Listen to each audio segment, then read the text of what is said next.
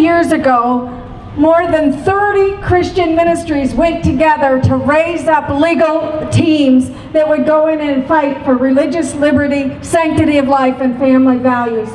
They put their resources together to train. Right now, we're more than 5,000 attorneys in this country standing for your freedoms.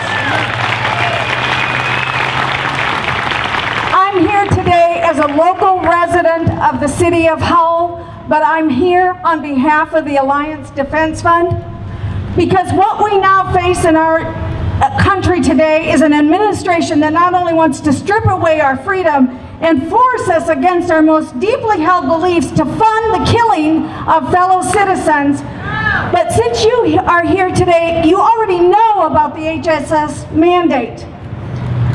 Americans like you and I will be forced to comply and abandon our beliefs or face massive financial consequences. You've heard a little bit about it today, but I want to give you some legal context of it. If you're an employer, it doesn't matter if, like me, you have no employees or if you have 20 employees. Doesn't matter what size your business is, you will be forced to offer employee health insurance, and it must be Obamacare compliant. If it is not, you will be fined. You will be forced to pay $100 per day per employee as long as you are not in compliance.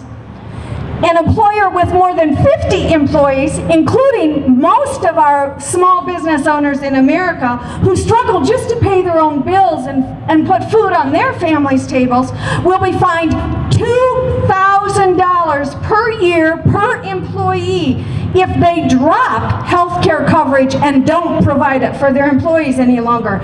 And if you thought the IRS was a friendly organization, get ready, because the Obama administration is actively recruiting 1,000 more IRS agents to make sure employers comply with these requirements.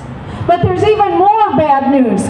Concealed within Obamacare is the abortion premium mandate, which says that many Obamacare plans will force employees, those of you in this audience who work and earn paychecks, to pay a separate premium of at least $1 a month, straight out of your paychecks, to fund elective abortions, surgical, chemical, late term.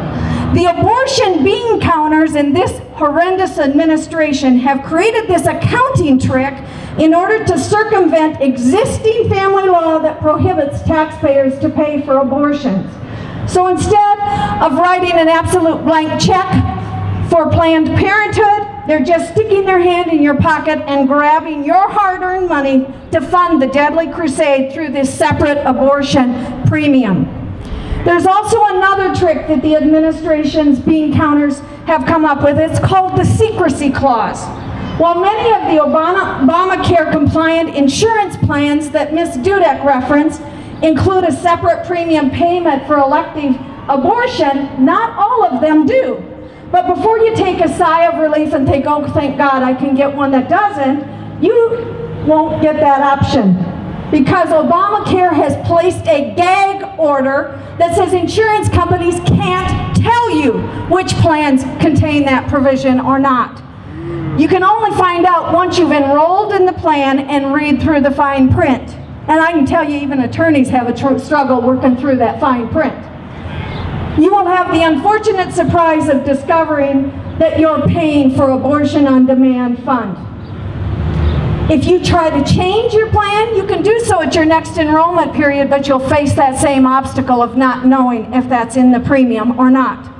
So the bottom line is Obamacare will hold not only your health care hostage if you refuse to violate your conscience by forcibly coercing you to fund abortions one way or another, but as dangerous as that news is, the Obama HHS mandate involves far more than just the taking of innocent human life.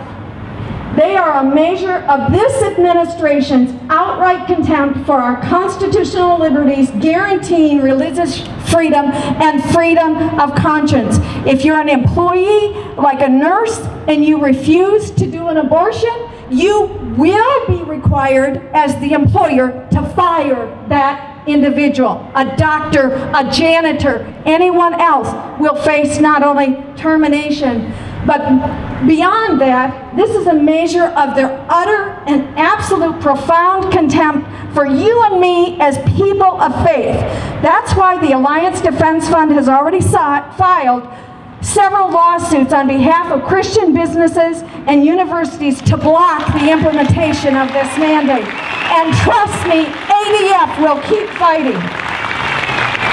Soon the United States Supreme Court will issue its much anticipated ruling on Obamacare. However, much of the present debate has been focused on the mandates forcing individuals to buy health care whether they want to or not. But even if the individual mandate is struck down and the rest of Obamacare is allowed to stand, the doors will be open to this expanded abortion and abortion funding in our nation, since employers will still be forced to pay for these insurance benefits that comply with Obamacare. Our nation is in mortal danger of not only household expansion, of a wholesale expansion of moral decay and the culture of death, but a culture that assaults our very principles that we stood on and stand on for the last 300 years. As Christians and as people of faith, we cannot go back into our pews, ladies and gentlemen. We cannot go back into holy hovels and let the government run roughshod over our freedom, our beliefs, our conscience, and our children. If we allow this to stand, not only our children, but our grandchildren will look at us in horror and say, "What did you do?" I, like you, do not want to look at my grandson and say I did nothing. We can still be that shining example of a city on a hill. John F. Kennedy, when he became president, said, "Ask not what your country can do for you, but ask what you can do for your country." He was a good Catholic. Today, as Huckabee says, we are all Catholics, and it's time for us to say, government, this is what we are going to do for our nation.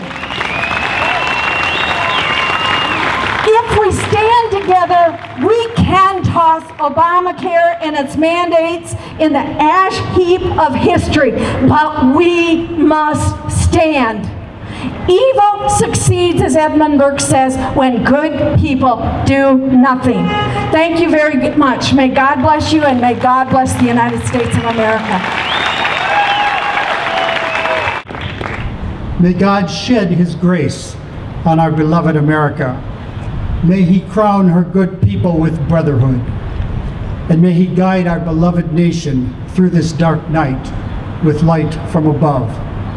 Thank you.